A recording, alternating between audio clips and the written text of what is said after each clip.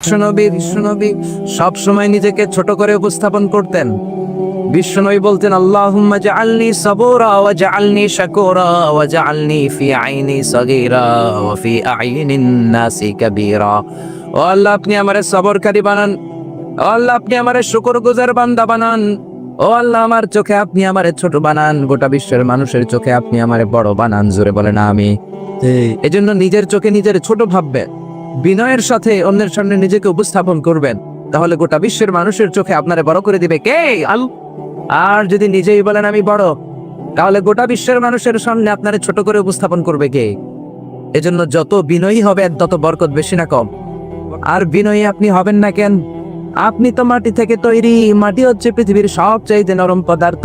মাটির মধ্যে কোদাল দিয়ে আঘাত করলে মাটি কিছু বলে না। জোরে বলেন ঠিক কিনা? রব্বুল আলামিন সাইয়েদনা আদমকে মাটি থেকে বানালেন। আদম আলাইহিস সালামের প্রথম স্তরের নাম ছিল তিনুল লাযিব, এঁটেল মাটি। তারপরে তিনি হলেন হামাইম মাসনুন, কাদামাটি। তারপরে তিনি হলেন সলসালিন কাল ফাখর, কাদামাটি। কাদামাটি থেকে হলেন পোড়ামাটি। ঠিক না? প্রথমে আল্লাহ জমিন থেকে মাটি নিলেন। এই মাটির উপরে আল্লাহ 40 দিন বৃষ্টি ঢাললেন। আকাশকে বললেন, ইয়া সামাউ আমতিরি আলাইহি 40 ইয়াওমা। 40 দিন মাটির উপরে যখন বৃষ্টি ঢালা হলো, এঁটেল মাটি হয়ে গেল কাদামাটি। জোরে বলেন কি মাটি? কাদামাটি। কাদামাটিরা যেমন খুশি তেমন বানানো যায়, ঠিক কিনা? আল্লাহ এবার সাইয়েদনা আদমের মূর্তি বানালেন 60 হাত লম্বা। বুখারীর বর্ণনা, লাম্মা খালাকাল্লাহু আদমা ওয়া কানা তুলুহু 60 যিরাআন। রব্বুল আলামিন যখন সাইয়েদনা আদমকে বানালেন 60 হাত লম্বা করে বানালেন। আপনারাও যারা জান্নাতে ঢুকবেন আপনাদের আকৃতিও 60 হাত লম্বা করে দিবে কে? আল্লাহ এবার আদমের মূর্তি বানানোর পরে সূর্যরে বললেন, ইয়া শামসু হাররিকি 40 ইয়াওমা। ও সূর্য, আদমের মূর্তির উপর, মাটির মূর্তির উপর 40 দিন রোদ দাও। 40 দিন রোদ দেওয়ার পরে মাটির আদম হয়ে গেল সলসালিন কাল ফাখর, ঠনঠনে পোড়া মাটি। পোড়া মাটির মূর্তির মধ্যে নক করলে ঠনঠন আওয়াজ আসে না নাই? আল্লাহর টোকা দিয়ে দেখলেন ঠনঠন করে। তার মানে আপনি মাটির তৈরি ভাই। কিসের তৈরি? 3টা জাত, 3 জিনিস দিয়ে তৈরি। ফেরেশতারা নূরের তৈরি, জিনের আগুনের তৈরি, মানুষ হলো মাটির তৈরি। আদমকে মাটি দিয়ে বানালো কে? তুমি মাটির আদমকে প্রথম সৃষ্টি করিয়া ঘোষণা করিয়া দিলে শ্রেষ্ঠ গলিয়া। তাই নূরের ফেরেশতা করে আদমকে সেজদা। সবার চেয়ে বেশি সম্মান দিলে মাটির আদমকে। আল্লাহু আল্লাহু তুমি জাল্লে জালালুহু, শেষ করা তো যায় না গে তোমার গুণগান। জোরে বলেন ঠিক কিনা? এই জন্য মাটি থেকে আমাদেরকে বানিয়েছে কে? আল্লাহ। তো মাটির মানুষ আপনি, আপনি কেন অহংকার করেন? অহংকার করবে একজন, তিনি কে? মাটি থেকে আল্লাহ আপনারে বানালেন, আর এই মাটির ঘরে আল্লাহ আপনারে ঢুকিয়ে দিবে। আপনার আসল ঘর বিল্ডিং এর ঘর নয়, আপনার আসল ঘর মাটির ঘর, ঠিক কিনা? একদিন মাটির ভেতরে হবে ঘরে মন আমার, কেন বাঁধো দালান ঘর রে মন আমার, কেন বাঁধো দালান ঘর, ঠিক কিনা? এই গানটার দিকে যদি চিন্তা করেন, সাইয়েদনা আদমকে আল্লাহ মাটি থেকে বানালেন, এই মাটি থেকে আপনি তৈরি, আবার মাটির ঘরে আপনি ঢুকবেন। এই কথাটা যদি দুনিয়ার কোনো মানুষ চিন্তা করে, দুনিয়ার বুকে আর কোন অন্যায় কাজ তার দ্বারা সম্ভব হতে পারে? এই বিল্ডিং আপনার আসল ঘর না মিয়া? এই যে দামি দামি ফ্ল্যাট আপনার আসল ঘর নয়, গাড়ি বাড়ি আসল ঘর নয়। ছোট্ট একটা কবরের মাটির ঘরের মধ্যে আজীবন কিয়ামত পর্যন্ত আপনি থাকবেন। ওই ঘরটাই আপনার ঘর, ঠিক কিনা? আপনি যেই ঘরে থাকেন, এটা যদি আপনার ঘর বা বাড়ি হয়, আপনার বাবাও তো বলতো এটা ওনার বাড়ি। আপনার বাড়ির সামনে দাঁড়িয়ে যদি বলি এটা কার বাড়ি, আপনি বলবেন আমার বাড়ি। আপনার বাবা যখন এই বাড়িতে থাকতো, আপনার বাবার যখন জিজ্ঞেস করা হতো এটা কার বাড়ি, কি বলতো? আমার বাড়ি, আমার বাড়ি। আবার আপনার দাদা যখন এই ঘরটাতে ছিল, ওনারে যখন জিজ্ঞেস করা হতো উনিও বলতো আমার বাড়ি। আপনার দাদার দাদার দাদার দাদার দাদা, উনিও কি বলতো? আমার বাড়ি। আবার আপনি মরে গেলে আপনার ছেলে বলবে আমার বাড়ি। একই বাড়ি, কয়জনে কয় আমার বাড়ি, চিন্তা করছে? এরপরে আপনার নাতি, সেও বলবে আমার বাড়ি। নাতির নাতির নাতির নাতির নাতি, সে যখন থাকবে সেও বলবে আমার বাড়ি। জোরে কোন ঠিক কিরা? পরের জায়গা পরের বাড়ি, ঘর বাঁধিয়ায় আমি রই, আমি তো সেই ঘরের মালিক নই। পরের জায়গা পরের বাড়ি, ঘর বাঁধিয়ায় আমি রই, আমি তো সেই ঘরের মালিক নই। এই যে ঘর ঘর দালান দালান বাড়ি বাড়ি করি, টাকা টাকা করি, পয়সা পয়সা করি, একটাও আমার না। জোরে কোন ঠিক কিরা? আল্লাহ বললেন মিনহা খালাকনাকুম ওয়া ফিহা নুঈদুকুম ওয়া মিনহা নুখরিজুকুম তারাতান উখরা। মাটি থেকে বানালাম, মাটির কবরে ঢুকালাম, আবার মাটির কবর থেকে কিয়ামতের দিন তোমারে উঠিয়ে দিবে কে? এজন্য অহংকার কেউ করতে পারে না একজন ছাড়া। তিনি কে? চিল্লায় বলেন না তিনি কে? এই জন্য নিজেকে নিজে ছোট বলেন। গোটা বিশ্বের মানুষের চোখে আমদারে বড় বানায় দিবে কে? আল্লাহ। আল্লাহ আমাদেরকে, এই যে আপনারা লিখেছেন আন্তর্জাতিক খ্যাতি সম্পন্ন আল্লামা, আল্লাহ যেন আমাদেরকে ওই রকম যোগ্যতা দান করে, আমরা যেন ওইভাবে কোরআন থেকে আপনাদেরকে শোনাতে পারি। আমরা বলি আমিন। আপনারা যারা এসেছেন, অনেক প্রশাসনের ভাইরা এসেছেন, সনাতন ধর্মের অনেক ভাইরা, হিন্দু ভাইরা লুকিয়ে লুকিয়ে মাহফিল আস। আমার মাহফিল ছিল মৌলভী বাজারে, বললো হুজুর কম করে 50 জন আসছে হিন্দু, আপনার সাথে দেখা করতে চাই, সুবহানাল্লাহ কইবেন না? এগুলো একটা কিতাবের মুজিজা। কিতাবটার নাম কি? আর জোরে বলেন কি নাম? এই কোরআনের বয়ান শুনে অনেক হিন্দু মুসলমান হয়, এরকম নজিরও বাংলার জমিনে আছে না নাই? অনেক বৌদ্ধ মুসলমান হয়েছে, নজির আছে না নাই? অনেক খ্রিস্টান মুসলমান হয়েছে, আছে না নাই? অনেক নাস্তিক দেশে হারা, দেশে ফিরে পেয়েছে, পথ ফিরে পেয়েছে, এরকম লোক আছে না নাই? এজন্য আমাদের কোরআনের সাথে থাকতে হবে। রাজি আছি তো? সবাই রাজি আছেন? যে বইটা থেকে আমরা কথা শুনবো, বইটার নাম কি বলেন তো? আরো জোরে বলেন কি নাম?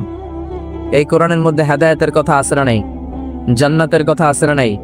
হেদায়েত দেন কে? আল্লাহ বললেন ইন্নাকা লা তাহদি মান আহবাবতা ওয়ালাকিন্নাল্লাহা ইয়াহদি মান ইয়াশা। ও নবী, আপনি চাইলেই কাউকে হেদায়েত দিতে পারবেন না, হেদায়েত দেয় একজন, তিনি কে? কোন নবী কাউরে হেদায়েত দিতে পারে না, কোন ওলি কাউরে হেদায়েত দিতে পারে না, হেদায়েত দেয় একজন, তিনি কি? এই পৃথিবীতে অনেক বাবা ছিল, নবী ছেলেরা হেদায়েত করতে পারে নাই, আসরা নাই? যে ইব্রাহিম আলাইহিস সালাম আল্লাহর বড় পয়গম্বর, তার বাবা আযার ছিল কট্টর কাফের, ছেলে নবী কিন্তু বাপের হেদায়েত হয় নাই, ঠিক কি না? আবার অনেক বাবা ছিল নবী, নূহ আলাইহিস সালাম আল্লাহর নবী, তিনি তার ছেলেরে কানানকে হেদায়েত করতে পারে নাই, ঠিক কি না? আবার স্বামী ছিল নবী, বিবিরে হেদায়েত করতে পারে নাই। লূত আলাইহিস সালাম আল্লাহর বড় পয়গম্বর, তিনি নবী হয়েও বিবিরে হেদায়েত করতে পারেন নাই। আবার বিবি আল্লাহর ওলি, বিবি ওলি হলে কি হবে? স্বামীরে হেদায়েত করতে পারে নাই, আসরা নাই? আসিয়া আল্লাহর ওলি, ঠিক কিনা? কিন্তু ফেরাউনের কপালে কি হেদায়েত হয়েছে? জোরে বলেন হয়েছে? এজন্য হেদায়েতের মালিক করেন একজন, তিনি কে? এজন্য আল্লাহ বললেন ইন্নাকা লা তাহদি মান আহবাবতা ওয়ালাকিন্নাল্লাহা ইয়াহদি মান ইয়াশা। ও নবী, আপনি চাইলে কাউকে হেদায়েত দিতে পারবেন না। কেমনে আপনি দিবেন? কারণ হেদায়েত দেই তো আমি একা। আল্লাহ একা একা হেদায়েত দেন, হেদায়েতের চাবিকাঠি আল্লাহ কাউকে দেন নাই। জোরে বলেন ঠিক কিনা? এই কোরআনে এসে হেদায়েতের কথা আছে না নাই? গোটা বিশ্বের সব বিষয়ের কথা কোরআনের মধ্যে তুলে দিয়েছে কে? সে আল্লাহ বলছেন যালিকাল কিতাবু লা রাইবা ফীহি হুদান লিল মুত্তাকিন। This is the book whereof there is the doubt and a guidance to those who are muttaqin। এটা এমন বই যে বই কোনো ভুল নাই, যে বই কোনো সন্দেহ নাই, যে বই কোনো সংশয় নাই। মুত্তাকিনদের জন্য এই বইটারে হেদায়েত বানিয়ে পাঠিয়েছে কে? এই কোরআন। এটা আমাদের জন্য সম্মান। এই কোরআন হেফজ করে কলিজায় রাখা যায়, পৃথিবীর কোনো বই হেফজ করে কলিজায় রাখা যায় না, কোন ঠিক কিনা? বেদ, রামায়ণ, বাইবেল, ত্রিপিটক, মহাভারত, কোন বইকে মেহেষ্ট করা যায় না, কিন্তু কোরআনের হাফেজ আসরা নাই। বর্তমান বিশ্বে হাফেজে কোরআনের সংখ্যা প্রায় 70 লাখ। সুবহানাল্লাহ কইবেন না? ইন্টারন্যাশনাল প্ল্যাটফর্মে কোরআনকে দিয়ে আমাদেরকে চিনে। সুবহানাল্লাহ কইবেন না?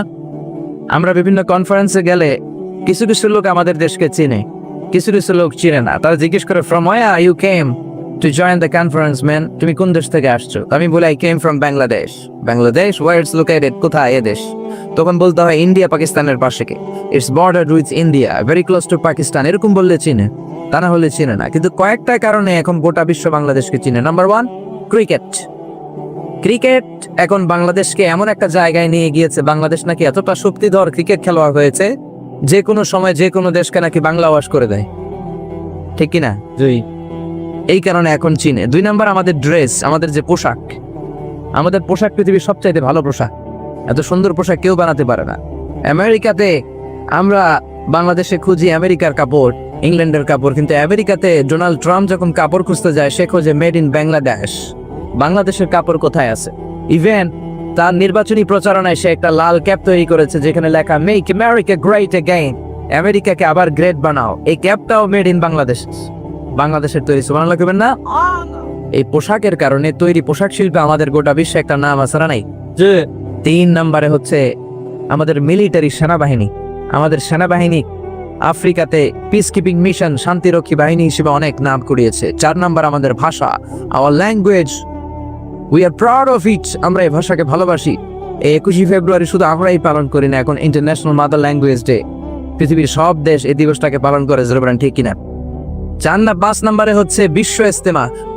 বিশ্ব ইজতেমার কারণে গোটা বিশ্বের মানুষ এখন বাংলাদেশকে চিনে, জোরে বলেন ঠিক কিনা? সর্বশেষ হচ্ছে এই কোরআন। আমার দেশের হাফেজে কোরআন যদি পৃথিবীর কোনো ইন্টারন্যাশনাল কম্পিটিশনে বসে, আল্লাহর জামিনে এমন কোনো বিচারক পয়দা হয় নাই যে বিচারক কোরআন থেকে প্রশ্ন করবে আর আমার হাফেজরা উত্তর দিতে পারবে না, জোরে বলেন ঠিক কিনা? গোটা বিশ্ব কাঁপিয়ে দিয়েছে হাফেজ জাকারিয়া, বাহরাইনে ফার্স্ট, মিশরে ফার্স্ট, পুরস্কার পেয়েছে 20 লাখ টাকা। সুবহানাল্লাহ লাগবেন না? এর আগে নাজমুল সাকিব নামে এক ছেলে গোটা বিশ্ব কাঁপিয়েছে। এজন্য ছেলে মেয়েদেরকে আগে কোরআন শিখাতে হবে ভাই, জোরে বলেন আগে কি? পরে অন্য জ্ঞান। আগে কোরআন, পরে অন্য জ্ঞান। Teach your children the Holi Quran, the Holi Quran will teach your children everything. আপনি আপনার ছেলেরে কোরআন শিখান, কোরআন আপনার ছেলেরে সব শিখাবে, জোরে বলেন ঠিক কিনা? Your children can choose any kind of profession. সে যে কোনো পড়াশোনা করতে পারে, যে কোনো লেখাপড়া করতে পারে, সমস্যা নাই। He can be a doctor, he can be a teacher, he can be politician, he can be corporate officer, he can be a scientist, pilot, but he need to be a real practising মুসলিম।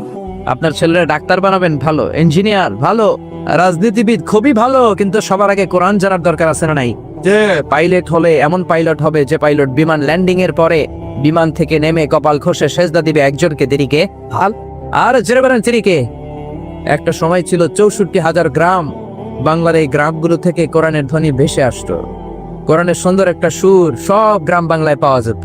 এখন এটা নাই, অনেক জায়গায় একেবারেই নাই, অনেক জায়গায় কমতে শুরু করেছে। অনেক জায়গায় মক্তব নাই, মক্তব থাকলে মুয়াজ্জিন নাই, মুয়াজ্জিন হুজুর থাকলে ছাত্র নাই। এরকম পরিস্থিতি আছে না নাই? কোরআন শিখানোর দরকার আছে না নাই? শিখাতে রাজি আছেন তো? সবার আগে কোরআন, তারপরে অন্য জ্ঞান, কারণ কোরআন আপনার ছেলেরে শিক্ষিত বানাবে। কোরআন বলে ইকরা বিসমি রাব্বিকাল্লাযী খালাক, read in the name of your lord who has created. পরে তোমার প্রভুর নামে যিনি শিখিয়েছেন, জোরে বলেন ঠিক কিনা?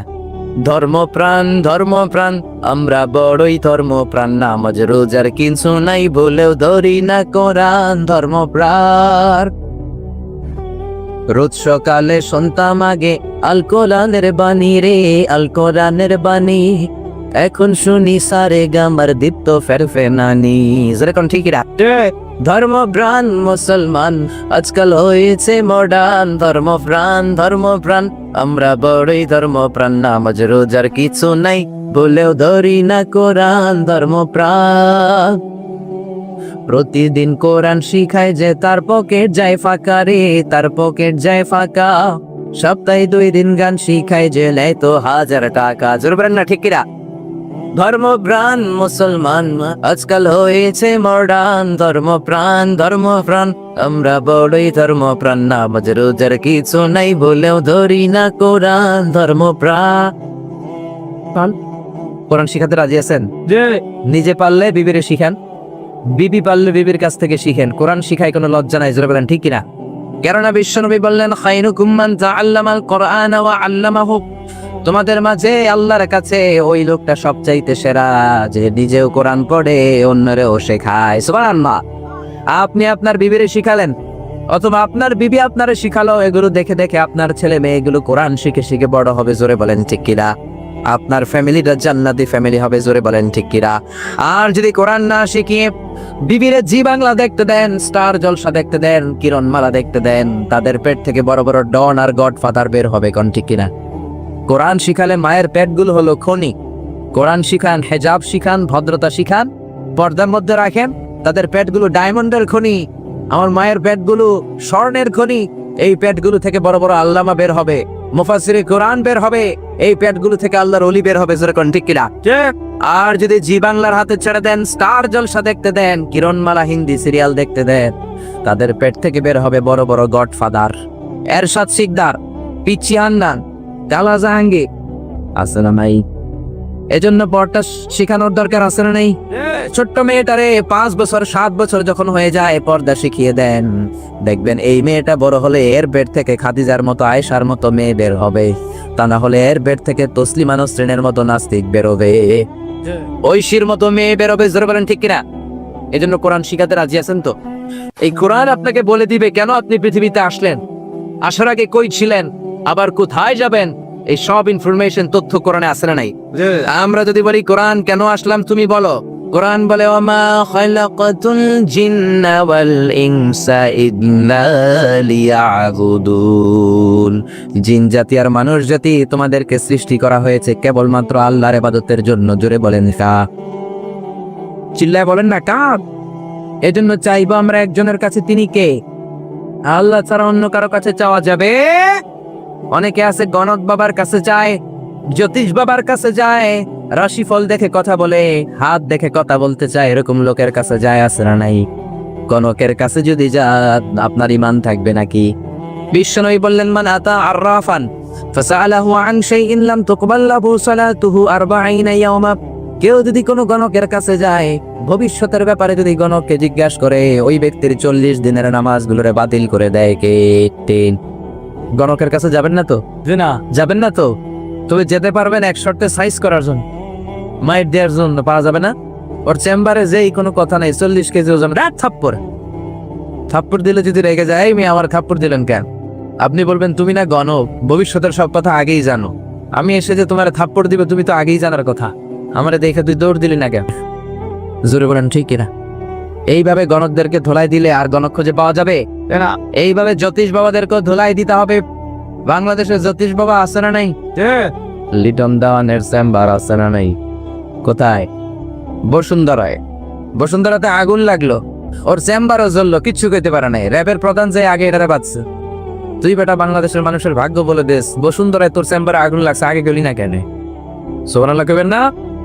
এইভাবে যদি যুক্তি তর্ক দিয়ে, কোরআন দিয়ে, হাদিস দিয়ে বুঝিয়ে এক একটারে শান্তিং করা শুরু করে দেন, বাংলার জমিনে কোনো গণক বাবার, জ্যোতিষ বাবার চেম্বার থাকবে? এজন্য খবরদার, এদের কাছে যাওয়া যাবে না। আবার তারা রাশিফল দেখে বলবে আপনার কুত্তা রাশি, আপনার বউ নিয়ে গেলে বলবে তোর বউয়ের বিলাই রাশি, বাচ্চা নিয়ে গেলে বলবে ইন্দুর রাশি, আবার বলবে হাতটা দেখা, হাতের মধ্যে ভাগ্য আছে, সব বলে দেব ভুয়া কথা, ঠিক না? হাতে কোনো ভাগ্য নাই, ভাগ্য থাকে লৌহে মাহফুজে। কে বলছেন হাতে কেমনে ভাগ্য থাকে? কারো হাতে কোনো ভাগ্য নাই, কারণ ভাগ্য তো তারও আছে যার হাত নাই। যেরকম ঠিক কিনা? অনেক লোক হাত ছাড়া পা ছাড়া জন্মায় না, তো যে লোকটার হাত নাই ওই লোকটার ভাগ্য আছে না নাই? সবকিছু লৌহে মাহফুজে লিখে রেখেছেন কে? আল্লাহ। সে আল্লাহ বললেন ওমা খালাকাতুল জিন্না ওয়াল ইনসা ইল্লা লিয়াবুদুন, জিন জাতি মানব জাতিকে একটা কারণে তৈরি করলাম, সেটা হলো আমার ইবাদতের জন্য। জোরে বলেন ঠিক কিনা? এজন্য চাইবো আমরা একজনের কাছে, তিনি কে? একদল আছে নামাজে আসলে মসজিদে চায়, মসজিদ থেকে বের হয়ে খাজা বাবার কাছে যায়, আসরা নাই? কেউ ফিরে না খালি হাতে, খাজারে তোর দরবারেতে, বলে না?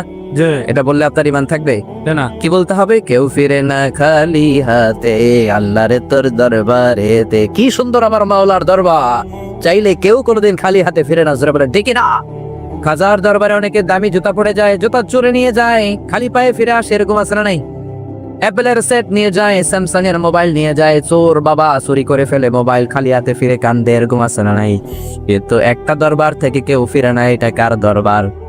আবার একদল আছে মসজিদে যে আল্লাহরে বলে আপনি আর রহমানির রহিম, দয়ালু, মসজিদে আল্লাহরে দয়ালু বলে, মসজিদ থেকে বের হয়ে দয়াল বাবার কাছে যায়, আছে না নাই?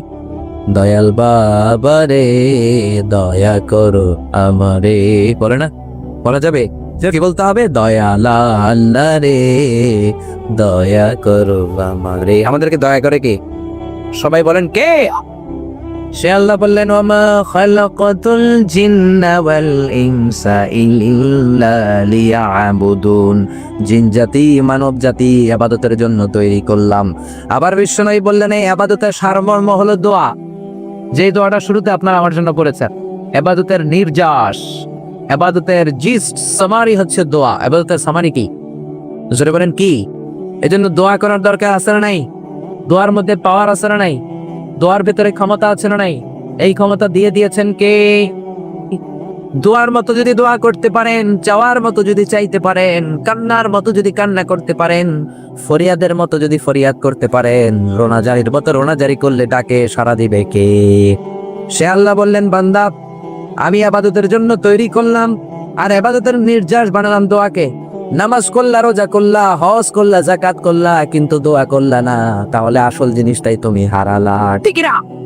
এজন্য বিশ্বনবী বলেন দোয়া মুখুল ইবাদা, দোয়া হচ্ছে ইবাদতের মগজ, ব্রেইন। ব্রেইন ছাড়া মানুষ বাঁচে?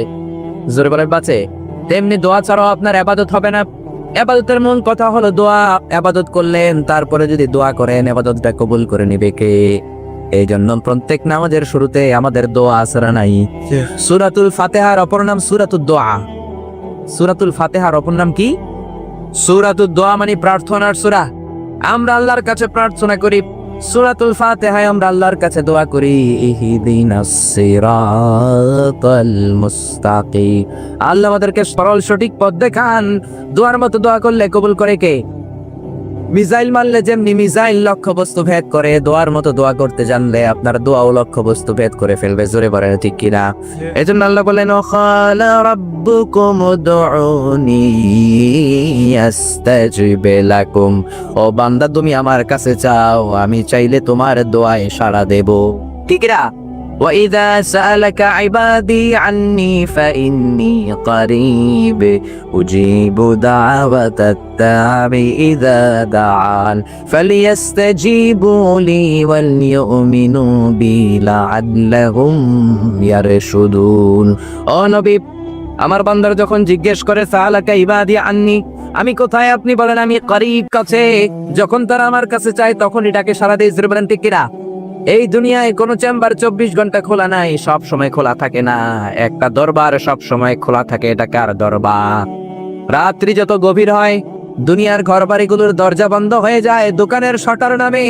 আর রাত্রি যত গভীর হয়, আল্লাহর রহমতের দরজা খোলে, আল্লাহর রহমতের শাটার উপরের দিকে ওঠে। ঠিক কিনা? এজন্য চাইতে হবে একজনের কাছে, তিনি কে?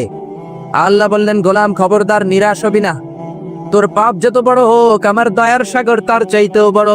তোর গুনাহ যদি হয় খালের পানির সমান, বিলের পানির সমান, রে বান্দা, আমি আল্লাহর দয়া ভালোবাসা হলো আটলান্টিক মহাসাগরের সমান। তোর পাপ আর অন্যায় যদি হয় পাহাড়ের সমান, আমি আল্লাহর দয়া আকাশের সমান। ঠিক না? এজন্য আল্লাহ বললেন, লা তাকনাতু মির রাহমাতিল্লাহি ইন্নাল্লাহা ইয়াগফিরু যুনুবা জামিআ। খবরদার, আমার রহমত থেকে নিরাশ হয়ো না।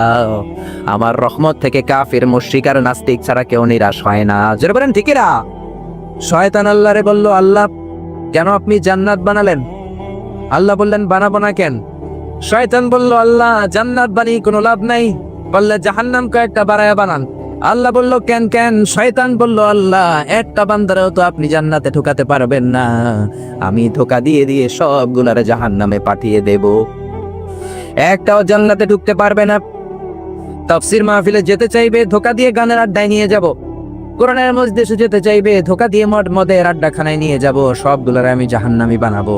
আল্লাহ বললেন, শয়তান তুই আজীবন ধোকা দিবি, ওয়াসওয়াসা দিবি। আমার বান্দা নামাজ ছাড়বে, ভুল করবে, জুলুম করবে, অন্যায় করবে, হিন্দি সিনেমা দেখবে, কিন্তু তাফসীরুল কোরআনের মাহফিলে এসে আখিরে মুনাজাতে চোখের পানি ছেড়ে যখন একবার আমার বান্দা চাওয়ার মতো আমার কাছে চাইবে, আমি আমার বান্দার জীবনের সব গুনাহ মাফ করে দেব।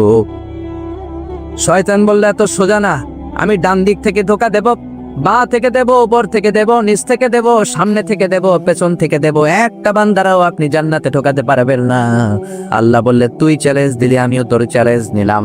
ওয়া ইজ্জতি ওয়া জালালি ওয়া ইরতিফাই মাকানি, আমার ইজ্জতের কসম, আমার জালালিয়াতের কসম, আমার মহানত্বের কসম, বান্দা আজীবন গুনাহ করবে, নামাজ ছাড়বে, অন্যায় করবে, অপরাধ করবে, মরার সময় মালাকুল মাউত এসে আমার বান্দার রুহুটা টান দেয়, ওই টান দেওয়ার চোটে আমার বান্দা ব্যথা পায়, রুহু বের হওয়ার সময় গলা দিয়ে গড়গড় গড়গড় শব্দ হয়, ওই গড়গড়ানি শব্দের আগে একবার যদি আমার বান্দা চোখের পানি ছেড়ে আমার কাছে ক্ষমা চায়, আমি আমার বান্দার জীবনের সব গুনাহ খাতা মাফ করে দেব।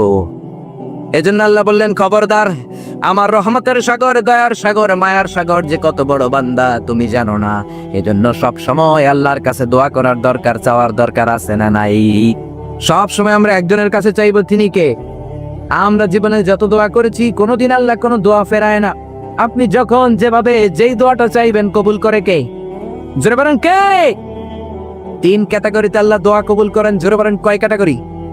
ক্যাটাগরি নাম্বার 1, আপনি দোয়া করলেন, আল্লাহ আমার এটা দাও, আল্লাহ সাথে সাথে দিয়ে দিবেন, কবুল করে নিবেন, আপনি যেটা চেয়েছেন পেয়ে যাবেন। আল্লাহ বলে, ইয়েস আমি তোরে দেব, কারণ আল্লাহর কাছে নো নাই। জোরে কোন ঠিক কিনা? 2 নাম্বার ক্যাটাগরি, আপনি একটা বিষয় আল্লাহর কাছে দোয়া করলেন, চাইলেন, তখন আল্লাহ বলবে ইয়েস, কারণ আল্লাহর কাছে নো নাই। আল্লাহ বলবেন, ইয়েস দেব, তবে এখন না, পরে দেব। কখন দিলে আপনার সুবিধা, আপনার চেয়েও ভালো জানেন কে? তো আল্লাহ বলেন দেব দেব রে বান্দা, এখন নয়, পরে দিলে ভালো হবে, পরে আমি তোমারে দেব, পরে আপনাকে আল্লাহ সেটা দেবেন। 3 নাম্বার ক্যাটাগরি, আপনি আল্লাহর কাছে দোয়া করলেন, চাইলেন, প্রার্থনা করলেন, আল্লাহ বললেন এখনো দেব না, পরেও দেব না, এই দুনিয়াতে দেব না রে গোলাম, জান্নাতের চাইতেও বড় জিনিস আমি তোরে দেব। তার মানে জীবনে যত দোয়া করেছেন কবুল করেছে কে? সব নবীরা বিপদে পড়লে চাইতেন কার কাছে? কোন নবী কোন বিপদে পড়ে কোন দোয়া করলেন? আল্লাহর কোরআনের মধ্যে দোয়াগুলো আছে না নাই? সাইয়েদনা আদম দোয়া করলেন, রব্বানা যালামনা আনফুসানা ওয়া ইল্লাম তাগফির লানা ওয়া তারহামনা লানাকুনান্না মিনাল খাসিরিন। আল্লাহ, ভুল করেছি, গুনাহ করেছি, অন্যায় করেছি, অপরাধ করেছি, তুমি যদি মাফ না করো আমাদেরকে মাফ করার কেউ নাই। যেরকম ঠিকিরা আমাদেরকে মাফ করতে পারে একজন, তিনি কে? আর জন বলেন কে? এই জন্য চাইতে হবে আল্লাহর দরবারে, আল্লাহর ঘর মসজিদে যে চাইবো, কোনো মাজারে যে চাওয়া যাবে না। কোনো মাজারে চাওয়া যাবে? খবরদার, কোনো মাজারে চাওয়া যাবে না। চাইবো আমরা আল্লাহর কাছে। এরপরে সাইয়েদনা ইউনূস নবী দোয়া করলেন, লা ইলাহা ইল্লা আনতা সুবহানাকা ইন্নী কুনতু মিনাল জালিমিন। আল্লাহ, আমি ভুল করেছি, অন্যায় করেছি, অপরাধ করেছি, তুমি ছাড়া কোনো ইলাহ নাই, তুমি ছাড়া কোনো মাবুদ নাই, বিপদ থেকে যদি তুমি আমারে রক্ষা না করো, রক্ষা করার মতো কেউ নাই। তিনি আল্লাহর কাছে বললেন, আল্লাহ, 3টা অন্ধকারের ভেতরে আমি আছি। 1 হলো মেঘের অন্ধকার, 2 হলো সাগরের ভেতরের অন্ধকার, 3 হলো তিমি মাছের ভেতরে অন্ধকার। কোন ঠিক না? ইউনূস নবীকে তিমি মাছের পেটের ভেতরে ঢুকিয়ে দিল কে? তুমি ইউনূস নবী রে যখন খাইলো মাছেতে গিলিয়া, ফেরেশতা পাঠাইয়া দিলে ইসমে আজম দিয়া, প্রাণে ছিল যাহার ভয় সেটা পাইল যে আশ্রয়, শত্রুদেরই হাত থেকে বাঁচাইলে প্রাণ। আল্লাহু আল্লাহু তুমি জাল্লে জালালুহু, শেষ করা তো যায় না গে তোমার গুণগা। জিল্লা বলেন ঠিক না? আল্লাহ সাথে সাথে তিমি মাছের পেটের ভেতর থেকে সাইয়েদনা ইউনূসের দোয়া কবুল করে বললেন, ফাস্তাজাবনা লাহু ওয়া নাজ্জাইনাহু মিনাল গাম্মি ওয়া কাযালিকা নুনজিল মুমিনিন। এই জন্য যখন আমরা বিপদে পড়ব চাইবে একজনের কাছে, তিনি কে? একদল আছে বিপদে পড়লে চায়, বিপদ সেরে গেলে আল্লাহরে ভুলে যায়, আছে না নাই? দেখবেন বাংলাদেশের সাথে ইন্ডিয়ার ক্রিকেট খেলা, 1 বলে 4 রান দরকার। ওই সময়ে যেই মেয়েটা পর্দার মধ্যে উলঙ্গ হয়ে লাফালাফি করছিল, এখন আর লাফালাফি করে না।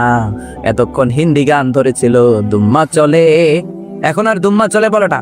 এখন দেখবেন ওই মেয়েটা মাথার মধ্যে পর্দা দিয়ে আল্লাহর কাছে মোনাজাত করে, বলে আল্লাহ একটা সাইড দাও না একটা ছক্কা দাও। এরকম দোয়া মোনাজাত আছে না নাই?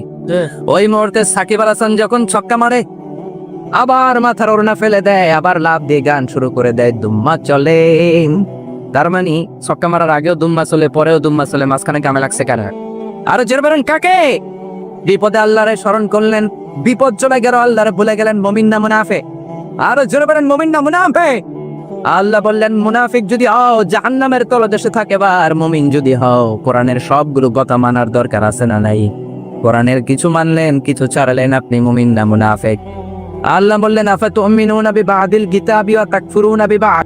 কোরআনের কিছু মানবা, কিছু ছাড়বা, মুমিন না মুনাফিক? একদল কোরআনের সহজ গুলা মানে কঠিন গুলা মানে না, আসরা নাই? নরম নরম কথা মানে গরম কথা মানে না, আসরা নাই? মিষ্টি খাওয়ার সুন্নত মানে আল্লাহর রাস্তায় মায়ের খাওয়া যে সুন্নাত, ওইটা মানে আসরা নাই? সুন্নাত নয় শুধু সুমধুর আলাপন, আর সুন্নাত হলো হুঙ্কারে গর্জন, ঠিক না?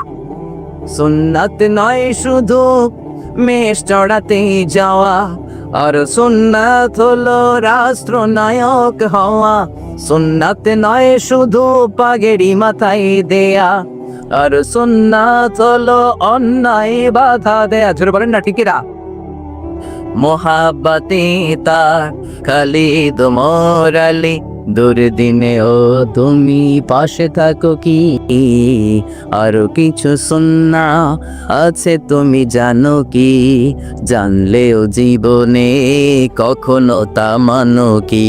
সুন্নাতে নয় শুধু দাওয়াতের মেহমান, সুন্নাতে নয় শুধু খাওয়া শেষে মধুপান।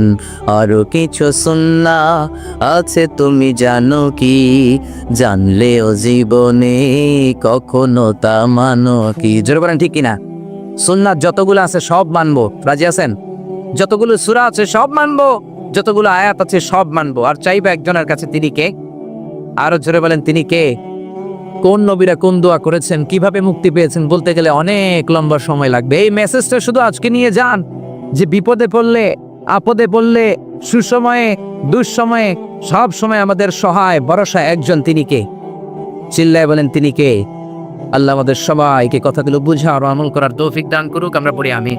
ইয়াকুব আলাইহিস সালামের পুত্র ইয়াহুদা এর বংশধর। আল্লাহ রাসূল সাল্লাল্লাহু আলাইহি ওয়াসাল্লামের পূর্বে যে দুজন নবী রাষ্ট্র ক্ষমতার অধিকারী হয়েছিলেন তার মধ্যে দাউদ আলাইহিস সালাম অন্যতম। অর্থাৎ আল্লাহ রাসূল সাল্লাল্লাহু আলাইহি ওয়াসাল্লাম, দাউদ আলাইহিস সালাম এবং দাউদ আলাইহিস সালামের সন্তান সুলাইমান আলাইহিস সালাম, ওনারা নবীও ছিলেন আবার রাষ্ট্র ক্ষমতার অধিকারীও ছিলেন। বর্তমান ফিলিস্তিন সহ ইরাক, শাম, সিরিয়ার এই যে বিস্তীর্ণ এলাকা, এই পুরো এলাকা নিয়ে তাদের রাজত্ব ছিল। এবং দাউদ আলাইহিস সালামের নেতৃত্বে এই পৃথিবীতে সর্বপ্রথম আল্লাহ তাআলার একটি অনুগত রাষ্ট্র প্রতিষ্ঠিত হয়, যেটা সীমানা ছিল আকাবা উপসাগর থেকে শুরু করে ফোরাত নদীর একেবারে পশ্চিম তীর পর্যন্ত। আল্লাহ তাআলা সাইয়েদনা দাউদ আলাইহিস সালামকে জ্ঞান, প্রজ্ঞা, বুদ্ধিমত্তা, আল্লাহ ভীতি, এরকম অনেক ব্লেসিংস দিয়ে তিনি সাইয়েদনা দাউদ আলাইহিস সালামকে ধন্য করেছিলেন। দাউদ আলাইহিস সালামকে বনি ইসরাইলের লোকেরা তাদের কিং বানিয়েছিল। তিনি নবীও ছিলেন, আবার এট দ্য সেম টাইম তিনি রাজাও ছিলেন। তো কিং তিনি কিভাবে হলেন? এই ঘটনাটা ঘটেছিল তালুত বাদশার নেতৃত্বে। দাউদ আলাইহিস সালাম যখন জালুতকে হত্যা করলো, তখন তালুত বাদশার পরবর্তীতে সাইয়েদনা দাউদ আলাইহিস সালাম বনি ইসরাইলের কিং বা রাজা হয়ে গেলেন। এই ঘটনাটি কিভাবে ঘটলো সেটা বুঝতে হলে আমাদেরকে জানতে হবে যে তালুত কে, তালুত কিভাবে বাদশাহ হলো। এরপর আমাদেরকে জানতে হবে যে জালুত কে, জালুতের মৃত্যু কিভাবে হলো, এবং সাইয়েদনা দাউদ আলাইহিস সালামের উত্থানটা কিভাবে হলো। এটা যদি আমাদেরকে বলতে হয় তাহলে একটু পেছনে আমাদেরকে ফিরে যেতে হবে। আমরা জানি যে সাইয়েদনা মূসা আলাইহিস সালাম তিনি যখন বনি ইসরাইলকে নিয়ে লোহিত সাগর পার হয়ে তিহ প্রান্তরে, অর্থাৎ মিশর আর ফিলিস্তিনের মাঝখানে তিহ প্রান্তর, সেখানে অবস্থান করলেন। 40 বছর তারা সেখানে থাকলো। মূসা আলাইহিস সালামের ইন্তেকালের পরে মূসা আলাইহিস সালামের ভাগিনা ইউশা ইবনে নুন তিনি বনি ইসরাইলের সবাইকে নিয়ে জিহাদ করলেন, এবং ফিলিস্তিনে তখন আমালেকারা থাকতো। আমালেকা একটা জাতিগোষ্ঠী, তাদেরকে হটিয়ে তারা ফিলিস্তিন দখল করলেন এবং সেখানেই থাকতে লাগলেন। এবং সেখানেই তারা দীর্ঘদিন থাকার পরে পুনরায় যখন তারা বিলাসিতায় গা ভাসিয়ে দিল, আল্লাহর পাঠানোর বিধানকে তারা অমান্য করতে শুরু করলো, নাফরমানি শুরু করে দিল, আল্লাহ তাআলা আবার আমালিকাদেরকে তাদের উপর চাপিয়ে দিলেন। আমালিকেরা বিজয় লাভ করলো, বনি ইসরাইল ছিন্ন বিচ্ছিন্ন হয়ে বিভিন্ন দিকে চলে গেল। এভাবে বনি ইসরাইলের লোকেরা আবার পৃথিবীতে একটা নিগৃহীত হয়ে বহুদিন তারা কাটাতে লাগলো এভাবে। এরপর শামুয়েল আলাইহিস সালাম নামে একজন নবীকে আল্লাহ তাআলা বনি ইসরাইলের কাছে পাঠান। ওনার সময়কালে বনি ইসরাইলের মধ্যে আবার সংগঠিত হওয়ার একটা প্রবণতা তৈরি হয়। তাদের মধ্যে কিছু আল্লাহওয়ালা লোক শামুয়েল আলাইহিস সালামের কাছে আসলেন। তখন শামুয়েল আলাইহিস সালাম অত্যন্ত বৃদ্ধ, এবং যে বললেন, হে আল্লাহর নবী, আমরা বনি ইসরাইল আমরা আর কতদিন এই পৃথিবীতে নিগৃহীত থাকব? আপনি আল্লাহ তাআলার কাছে বলেন যে তিনি আমাদেরকে যেন আমাদের জন্য একজন রাজা পাঠান, মালিক। কারণ তখন আমালেকা গোত্রের রাজার নাম ছিল জালুত, তারা ছিল মুশরিক, আর বনি ইসরাইলটা ছিল মুমিন। তো তারা বলল, হে আল্লাহর নবী, আপনি একজন রাজা আল্লাহ তাআলাকে বলেন তিনি যেন আমাদের জন্য পাঠান, ওই রাজার নেতৃত্বে, মালিকের নেতৃত্বে আমরা জিহাদ করব। তখন শামুয়েল আলাইহিস সালাম বললেন, কোরআনে কিন্তু এগুলো বিস্তারিত আল্লাহ তাআলা সূরা বাকারায় 246 নম্বর আয়াত থেকে শুরু করে ধারাবাহিকভাবে 1.5 পৃষ্ঠায় তিনি বর্ণনা করেছেন। আমি শুধু সার সংক্ষেপ আপনাদেরকে শোনাচ্ছি। শামুয়েল আলাইহিস সালাম বললেন, তোমরা জিহাদের জন্য এত পাগল হয়েছো, আল্লাহ যদি রাজা পাঠায় তখন তো মনে হয় তোমরা জিহাদ করবে না। তারা বলেন কি, আমাদের বাড়িঘর ছিল ফিলিস্তিনে, সেখান থেকে আমরা বিতাড়িত, আমাদের জন্য রাজা পাঠানো হলে জিহাদ করব না? মানে অবশ্যই করব। তখন আল্লাহ তাআলা বনি ইসরাইলের মধ্যে থেকে একজন যুবককে রাজা হিসেবে নির্ধারণ করলেন, তার নাম ছিল তালুত। তাহলে এই প্রথম আমরা জানতে পারলাম তালুতকে। তালুত হচ্ছে বনি ইসরাইলদের মধ্যে থেকে একজন যুবক, আল্লাহ তাআলা তাকে রাজা করে পাঠালেন। কিন্তু বনি ইসরাইলের লোকদের স্বভাব আমরা সাইয়েদনা মূসা আলাইহিস সালামের পর্বে শুনেছি যে তারা একের পর এক শুধু প্রশ্ন করে, গোয়ার্তমি করে, আল্লাহর বিধানকে লঙ্ঘন করে। তারা বলতে আরম্ভ করলো, এই তালুত কেন বাদশা হবে? সে তো আমাদের মতো সাধারণ মানুষ, তার না আছে অর্থ সম্পদ, না আছে সামাজিক প্রতিপত্তি, কিচ্ছু নেই। তখন শামুয়েল আলাইহিস সালাম বললেন, না, আল্লাহ তাআলা তাকেই তো রাজা বানিয়ে পাঠিয়েছেন, তাকে আল্লাহ তাআলা দেহে শক্তি দিয়েছেন, তাকে জ্ঞান দিয়েছেন, সেই তোমাদের বাদশা হবে। বনি ইসরাইলের লোকেরা এখানে বাদশা তো, তারা বলল, না, আল্লাহ তাআলা যে ওনাকেই আমাদের বাদশা বানিয়ে পাঠিয়েছেন তার প্রমাণ কি? আমরা মুজিজা দেখতে চাই। তখন আল্লাহ তাআলা মুআজিজা হিসেবে তাবুত পাঠালেন। তাবুত হচ্ছে এ উডেন বক্স, কাঠের তৈরি বিশাল একটা বাক্স ছিল, যেখানে মূসা আলাইহিস সালামের যে সেই লাঠি, যে লাঠি ফেলে দিলে এটা সাপ হয়ে যেত, সেই লাঠি সংরক্ষিত ছিল। বাকিয়াতুম মিন আলি মূসা ওয়া আলি হারুন, মূসা আলাইহিস সালামের জামা সংরক্ষিত ছিল, তাওরাতের কিছু ফলক সংরক্ষিত ছিল। এই বাক্স নিয়ে মূসা আলাইহিস সালাম সবসময় যুদ্ধের সময় সামনে রাখতেন। এই বাক্সের কারণে আল্লাহ তাআলা একটা সাকিনা, একটা মার্সি, ব্লেসিংস, একটা কুলনেস বনী ইসরাইলের মধ্যে তিনি ঢেলে দিতেন, ফলে বনী ইসরাইলের লোকেরা যুদ্ধের ময়দান থেকে পালাতো না। একই ঘটনা ঘটেছে ইউশা ইবনে নুনের সময়কালে। তিনি যখন জিহাদ করেছিলেন তখন এই বাক্সটাকে সামনে রাখতেন। এই বাক্স সামনে রাখলেই বনী ইসরাইলরা জিতে যায়, হেরে যায় শত্রুপক্ষ। কিন্তু আমালেকার ওরা যখন জয়লাভ করলো তখন তারা এই বাক্সটাকে ছিনিয়ে নিল, যেটাকে কোরআনে বলা হয়েছে তাবুত, এই উডেন বক্স, এটা কাঠের বাক্স। তখন আল্লাহ তাআলা আমালেকার যেই শহরে, যে জায়গাতে এই বাক্সটা রাখা হয়েছিল সেখানে মহামারী ছড়িয়ে দিলেন। আমালেকার লোকেরা এই বাক্সকে অন্য শহরে পাঠালো, সেখানেও মহামারী। এই বাক্স যেখানে যায় সেখানে মহামারী। তারা তখন সিদ্ধান্ত নিল, জালুত বাদশা সিদ্ধান্ত নিল যে এই বাক্স যেহেতু আমাদের না, এটা বনী ইসরাইলদের বাক্স, ওদের বাক্স ওদের কাছে পাঠাও। গরুর গাড়িতে করে তারা বাক্স হাঁকিয়ে পাঠিয়ে দিল বনী ইসরাইলের এলাকার দিকে।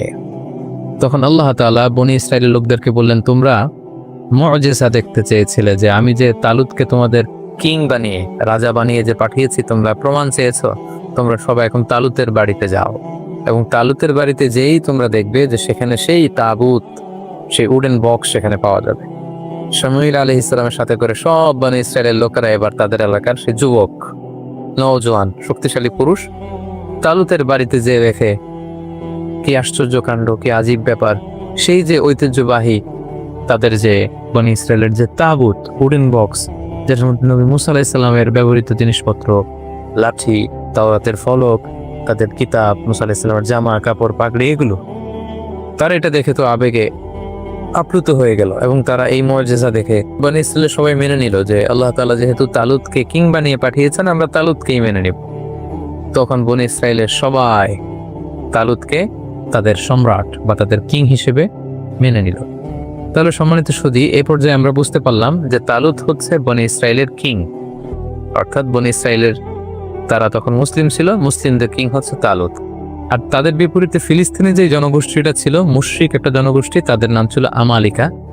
এই আমালিকার কিং এর নাম ছিল জালুত। তাহলে আমরা দুইটা ক্যারেক্টার পেলাম, এক হচ্ছে তালুত আর জালুত। সূরাতুল বাকারার শেষের দিকে 246 নম্বর আয়াত থেকে শুরু করে এই তালুত বাদশা, জালুত বাদশার কথা কিন্তু আল্লাহ তাআলা সেখানে উল্লেখ করেছেন। তাহলে এখন আমরা একটা ভয়ঙ্কর রক্তক্ষয়ী যুদ্ধ দেখব তালুত আর জালুতের মধ্যে। আমাদেরকে মনে রাখতে হবে যে তালুত হচ্ছে মুসলিম বাদশা আর জালুত হচ্ছে মুশরিক বাদশা। তালুত হচ্ছে বনী ইসরাইলদের কিং, আর জালুত হচ্ছে আমালেকা, যে জনগোষ্ঠীটা ছিল মুশরিক, তাদের কিং। তালুত বাদশা তখন বনী ইসরাইলের মুমিনদেরকে নিয়ে বিশাল বাহিনী নিয়ে, কোনো কোনো তাফসিরে এসেছে প্রায় 80,000 সৈন্য নিয়ে, তিনি তখন জর্ডান রিভার ক্রস করতে আরম্ভ করলেন। যেই জর্ডান রিভারের পশ্চিম দিকে এখন ওয়েস্ট ব্যাংক আছে, পশ্চিম তীর বলা হয়, এবং জর্ডান নদীর পশ্চিম পারে এই এলাকাটি অবস্থিত বলেই এটাকে ওয়েস্ট ব্যাংক বা পশ্চিম তীর, আদ-দিফা আল-গারবিয়া হিসেবে এটাকে নামকরণ করা হয়েছে।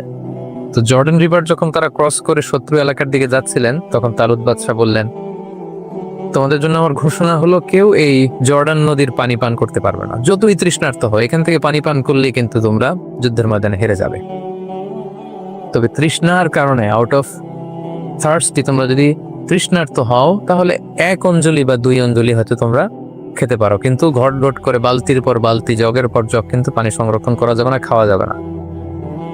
কিন্তু ওনার সাথে থাকা হাজার হাজার সৈন্য ফিতনায় পড়ে গেল, পরীক্ষায় পড়ে গেল। প্রচন্ড গরমে, তাপ দাহে, তৃষ্ণায় ওরা পানি খেতে শুরু করলো, ফলে কেউই আর ওই পারে যেতে পারলো না, অল্প কয়েক হাজার সৈন্য ছাড়। এবার এই অল্প কয়েক হাজার সৈন্য নিয়েই মুসলিম বাদশাহ তালুত তিনি দাঁড়ালেন। তার বিপরীতে আমালেকার হাজার হাজার সৈন্যদের সামনে জালুত বাদশাহ দাঁড়িয়ে আছে হাতির উপর। এবার মুশরিকদের এই বিশাল ব্যাটালিয়ন দেখে মুসলিম বাদশাহ তালুতের যে কয়েক হাজার সৈনিক যারা জর্ডান নদী ক্রস করে আসতে পেরেছে, তারা বলতে আরম্ভ করলো, এত বিশাল বাহিনীর সামনে আমরা কি করে যুদ্ধ করব? তখন তালুত বললেন যে সংখ্যা দিয়ে মুমিনদের সফলতা নির্ধারিত হয় না, বরং কামিং ফিআতিন কলিলাতিন গালাবাত ফিআতান কাসীরাতান বিইذনিল্লাহ, এই পৃথিবীতে কত অল্প সংখ্যক লোক আছে যারা বিশাল সংখ্যক লোককে হারিয়ে বিজয়ের পতাকা তারা হাতে ধরেছে। তোমাদের যদি হিম্মত থাকে, যদি মনোবল থাকে, তোমরা অবশ্যই জয়লাভ করবে। সেখানেও অনেক লোক যুদ্ধে অংশগ্রহণ করতে পারলো না। কোনো ঐতিহাসিকগণ বলেন যে মাত্র 313 জন সৈন্য নিয়ে তালুত বাদশাহ আল্লাহর নামে জালুত বাদশার দিকে ছুটতে আরম্ভ করলেন, এবং সেই মুহূর্তে তিনি ঘোষণা দিয়েছিলেন যে মুশরিকদের রাজা জালুতকে যে হত্যা করবে সেই আমার পরে বনী ইসরাইলের কিং হবে, এবং আমার মেয়েকে আমি তার সাথে বিবাহ দিব। সাইয়েদনা দাউদ আলাইহিস সালামের বাবা ছিল তালুত বাদশার একজন সেনাপতি, এবং দাউদ আলাইহিস সালামের বাবা তার 10 ছেলে, কোনো বর্ণনায় 11 ছেলেকে নিয়ে যুদ্ধে এসেছিল। এর মধ্যে সবচেয়ে তরুণ যুবক ছিল দাউদ আলাইহিস সালাম। তিনি আল্লাহর নামে, কোনো বর্ণনায় এসেছে ইসরায়েলি বর্ণনায় যে তিনি আল্লাহর নামে তীর মেরেছিলেন, কোনো বর্ণনায় এসেছে পাথর নিক্ষেপ করেছিলেন। ওনার সেই তীর অথবা পাথর জালুত বাদশার কপালের মধ্যে লেগে জালুত বাদশাহ ছিটকে পড়ল হাতির উপর থেকে, এবং মুশরিকদের শিবিরে একটা ভীত সন্ত্রস্ত পরিস্থিতি তৈরি হলো, এবং তালুত বাদশাহ যে কয়েকজন সৈনিক সাথে ছিল তারা হামলে পড়ল, এবং জালুত নিহত হওয়ার মধ্য দিয়ে মুসলিমরা সেখানে জয়লাভ করল। তালুত বাদশাহ জয়লাভ করলো। ফাকাতালা দাউদ জালুতা। সরাসরি আল্লাহ তাআলা কোরআনে উল্লেখ করেছেন যে দাউদ নিজে আলাইহিস সালাম নিজে তিনি জালুত বাদশাকে কিন্তু সেই যুদ্ধে হত্যা করেছেন বা পরাজিত করেছেন। এবং যেহেতু এই যুদ্ধে আমালেকারা পরবর্তীতে পরাজিত হলো, তালুত বাদশাহ জয়লাভ করলেন, এবং তালুত বাদশার যুদ্ধের আগের ঘোষণা অনুযায়ী তিনি তার মেয়েকে দাউদ আলাইহিস সালামের সাথে বিবাহ দিলেন, এবং ওনার পরবর্তীতে কিং হিসেবে দাউদ আলাইহিস সালাম নির্বাচিত হলেন। যেহেতু জালুত বাদশাকে তিনি হত্যা করেছেন, ফলে বনী ইসরাইলের সবাই যখন এই ঘটনা শুনতে পারলো, তখন দাউদ আলাইহিস সালামের জয় জয়কার। তিনি এক অবিসংবাদিত নেতা হিসেবে বনী ইসরায়েলদের মধ্যে আবির্ভূত হলেন। সম্মানিত সুধী, এই ছিল জালুত বাদশার পরাজয়, তালুত বাদশাহ কিভাবে নির্ধারিত হলেন, এবং তালুত বাদশার সৈনিক হিসেবে দাউদ আলাইহিস সালাম কিভাবে বীর দর্পে সাহসিকতার সাথে জালুত বাদশাকে পরাজিত করে বিজয়ের পতাকা তিনি হাতে নিয়েছিলেন। সম্মানিত সুধী, ঠিক এইভাবেই সাইয়েদনা দাউদ আলাইহিস সালামের উত্থান ঘটেছিল, এবং তিনি সম্মুখ যুদ্ধে সরাসরি জালুতকে পরাজিত করে তিনি ওনার সামরিক শক্তি তিনি প্রকাশ করেছিলেন, এবং বনী ইসরায়েলদের মধ্যে তিনি প্রশংসিত হয়েছিলেন।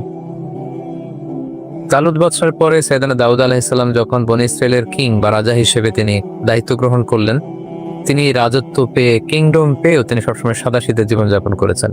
সহিহ বুখারী মুসলিমের হাদিস থেকে আমরা জানি যে তিনি দিনের বেলা রোজা রাখতেন, রাতে তাহাজ্জুদ পড়তেন, এবং খুবই সিম্পল লাইফ তিনি লিড করতেন। ওনার ব্যাপারে আল্লাহ তাআলা কোরআনের বিভিন্ন সূরাতে বিভিন্ন আয়াতে উল্লেখ করেছেন। আল্লাহ তাআলা বলছেন, ওয়াজকুর আবাদানা দাউদা যাল আইদি ইন্নাহু আওয়াব। সূরাতুস সাদে আল্লাহ তাআলা বলছেন যে হে নবী, আপনি দাউদের কথা কোরআনে উল্লেখ করুন, সে ছিল যাল আইদ, শক্তিশালী, আল্লাহর আইন বাস্তবায়নে শক্তিশালী ছিল। ইন্নাহু আওয়াব, তিনি আল্লাহমুখী ছিলেন, সবসময় আল্লাহমুখী থাকতেন। সূরাতুন নামলের 15 নম্বর আয়াতে আল্লাহ তাআলা বলেন, ওয়ালাকাদ আতাইনা দাউদা ওয়া সুলাইমানা ইলমা। আমি আমার নবী দাউদকে এবং সুলাইমানকে উভয়কে জ্ঞান দিয়েছি। I placed them with knowledge. সূরা সাবার 10 নম্বর আয়াতে আল্লাহ তাআলা বলেন, ওয়ালাকাদ আতাইনা দাউদা মিন্না ফাদলা। আমি দাউদকে আমার পক্ষ থেকে বিশেষ অনুগ্রহ আমি দান করেছি। সূরাতুস সাদের 20 নম্বর আয়াতে আল্লাহ তাআলা বলেন, ওয়া শাদাদনা মুলকা। আমি দাউদের কিংডম, সালতানাতকে মজবুত করেছি। ওয়া আতাইনাহুল হিকমা। আমি তাকে উইজডম দিয়েছি, প্রজ্ঞা দিয়েছি। ওয়া ফাসলাল খিতাব। আর তাকে আমি বিচার কার্যের ফয়সালা কি করে দিতে হয় সেই জ্ঞান আমি দান করেছি। সূরাতুস সাদের 26 নম্বর আয়াতে আল্লাহ তাআলা ইরশাদ করছেন, ইয়া দাউদ ইন্না জাআলনাকা খলিফাতান ফিল আরদ। হে দাউদ, আমি আমার বিশেষ অনুগ্রহে তোমাকে এই জমিনের খলিফা বানিয়েছি। তুমি হচ্ছে এই পৃথিবীর খলিফা, খলিফাতুল্লাহ ফিল আরদ, পৃথিবীতে আল্লাহর খলিফা। ফাহকুম বাইনান নাস বিল হক। মানুষের মাঝে সত্য সহকারে যথাযথভাবে তুমি বিচার কার্যের ফয়সালা করো। ওয়ালা তাত্তাবিউল হাওয়া। হে দাউদ, তুমি প্রবৃত্তির অনুসরণ করো না। ফায়ুদিল্লাকা আন সাবিলিল্লাহ। প্রবৃত্তির অনুসরণ যদি করো, তাহলে এই প্রবৃত্তির অনুসরণ তোমাকে আল্লাহর রাস্তা থেকে বিচ্যুত করে দিবে। এভাবে বিভিন্ন আয়াতে আল্লাহ তাআলা দাউদ আলাইহিস সালামের ব্যাপারে উল্লেখ করেছেন।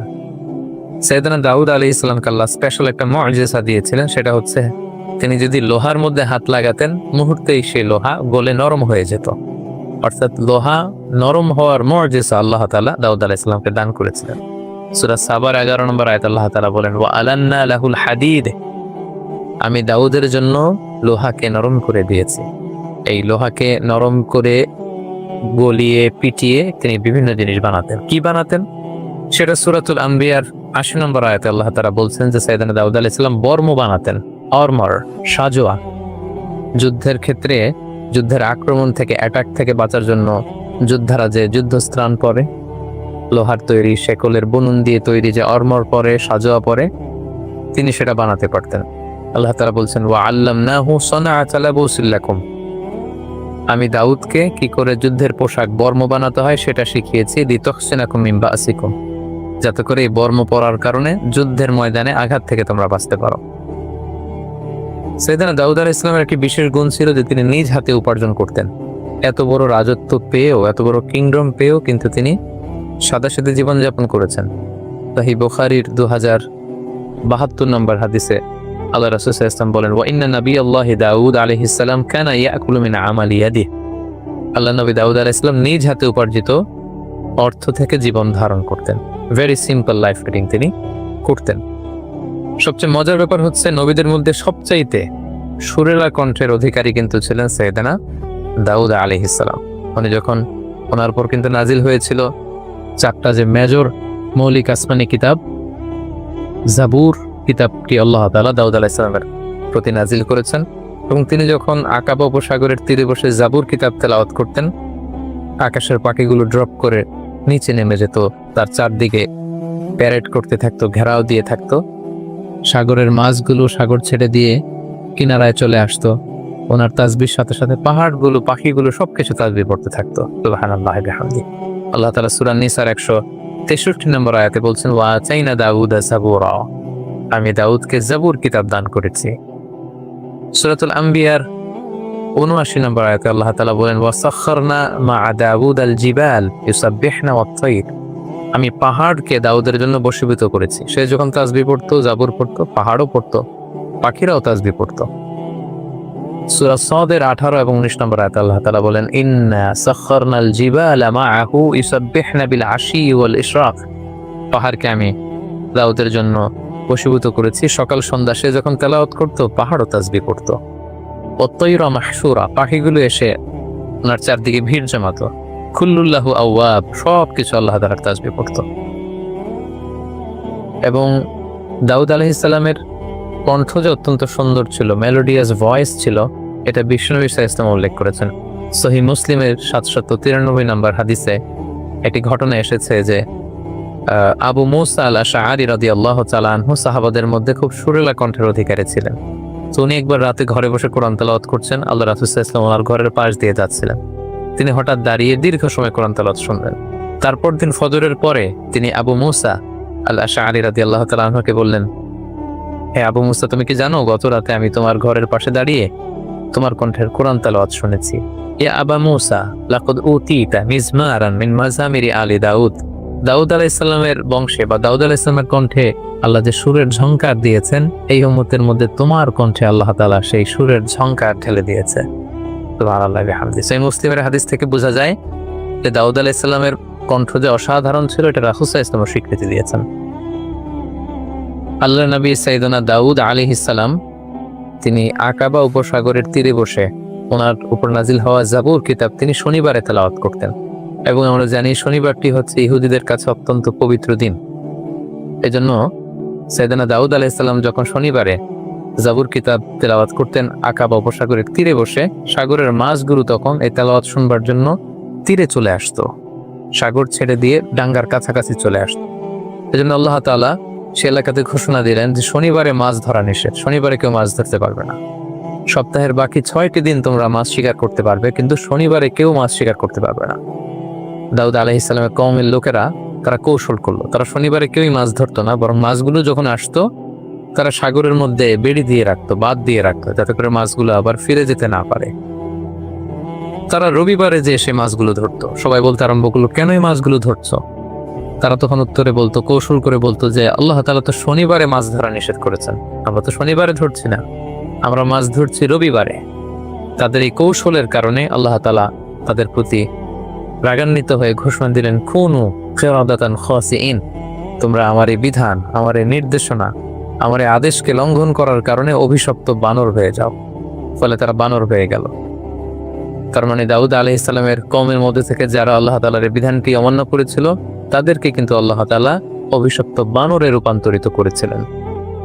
আল্লাহ নবী দাউদ আলাইহিস সালাম তিনি একদিন অন্তর অন্তর সিয়াম পালন করতেন, যেটি সুনানে নাসাইর 2388 নম্বর হাদিসে উল্লেখ রয়েছে। আল্লাহ রাসূল সাল্লাল্লাহু আলাইহি ওয়াসাল্লাম বলেছেন যে আফদলুস সিয়াম সিয়ামু দাউদ, রোজার মধ্যে পৃথিবীতে শ্রেষ্ঠ রোজা হচ্ছে দাউদ নবীর রোজা। কারণ কানা ইয়াসুমু ইয়াওমান ওয়া ইউফতিরু ইয়াওমান, তিনি একদিন রোজা রাখতেন, তারপর দিন রাখতেন না, এরপরের দিন আবার রাখতেন, তারপরের দিন আবার রাখতেন না। সুবহানাল্লাহ, তিনি এভাবে সারা জীবন একদিন অন্তর অন্তর রোজা রেখেছেন। সাইয়েদনা দাউদ আলাইহিস সালামের ব্যাপারে হাদিসে একটি চমৎকার ঘটনা উল্লেখ রয়েছে। সেখানে আমরা জানতে পারি যে সাইয়েদনা আদম আলাইহিস সালাম, আমাদের আদি পিতা, দাউদ আলাইহিস সালামের প্রতি খুশি হয়ে উনি ওনার নিজের জীবনের 40 বছর দাউদ আলাইহিস সালামকে দান করেছিলেন। ঘটনাটি কেমন ছিল? আল্লাহ তাআলা যখন আদম আলাইহিস সালামকে তৈরি করলেন, আদম আলাইহিস সালামের পিঠে আল্লাহ তাআলা মাসিহ করলেন, সেখান থেকে হাজার হাজার লক্ষ লক্ষ মানুষ ছড়িয়ে পড়ল।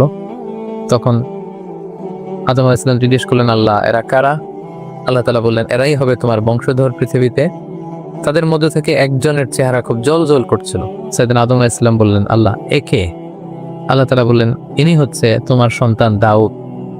আদম আলাইহিস সালাম বললেন, কেমন আমরু, এই দাউদের বয়স কত? আল্লাহ তাআলা বললেন, 60 সানা। এত সুন্দর সন্তান, তার মাত্র 60 বছর বয়স, তাকে আমার বয়স থেকে আপনি আরো 40 বছর দিয়ে দিন।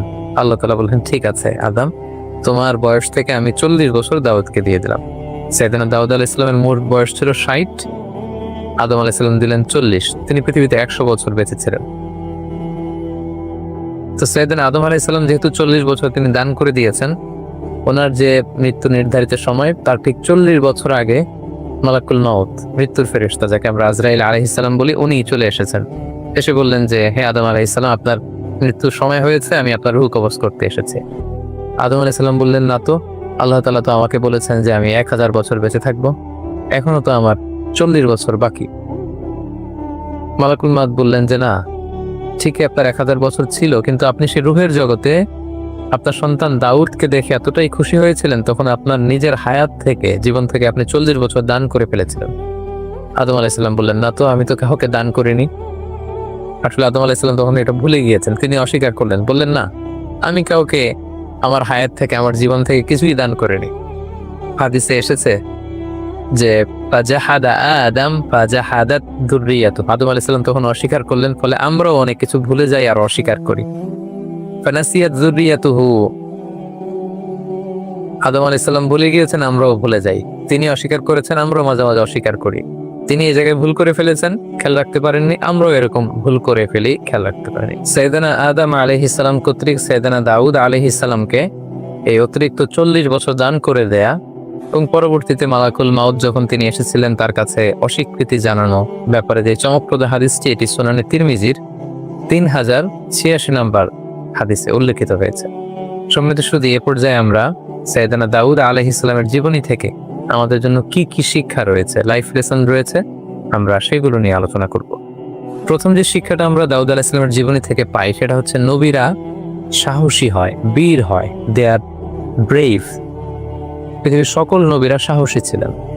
এই পৃথিবীতে এমন কোনো নবী খুঁজে পাওয়া যাবে না যিনি ভীরু ছিলেন, পাওয়া যাবে না, বরং পৃথিবীর সকল নবীরাই সাহসী ছিলেন।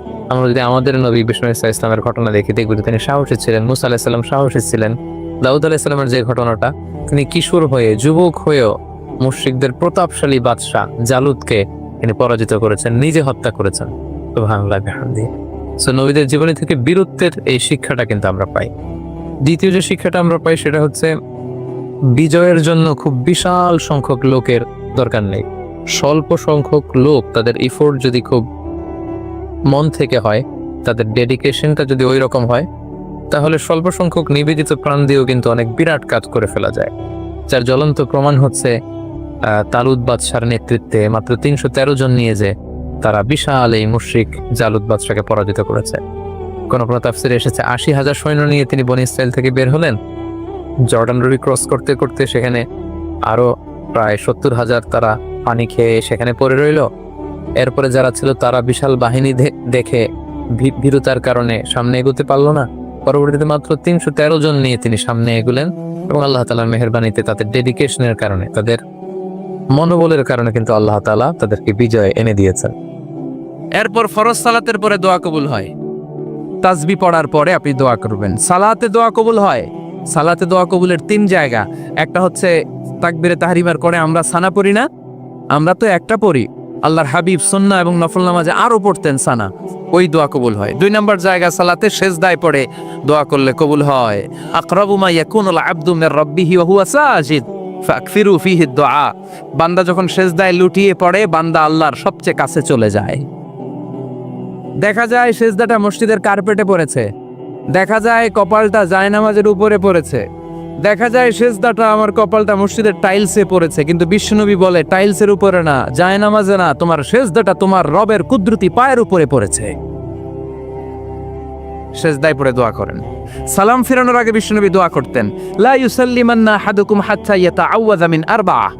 আল্লাহর হাবিব বললেন ৪ জিনিস থেকে পানাহ না আছে আমার কোন উম্মত যেন সালাম না ফিরায়। তারা যেন পড়ে আল্লাহুম্মা ইন্নী আউযু বিকা মিন আযাবিল কবর, আউযু বিকা মিন আযাবি জাহান্নাম, আউযু বিকা মিন ফিতনাতিল মাহইয়া ওয়াল মামাত, আউযু বিকা মিন ফিতনাতিল মাসিহিদ দাজ্জাল।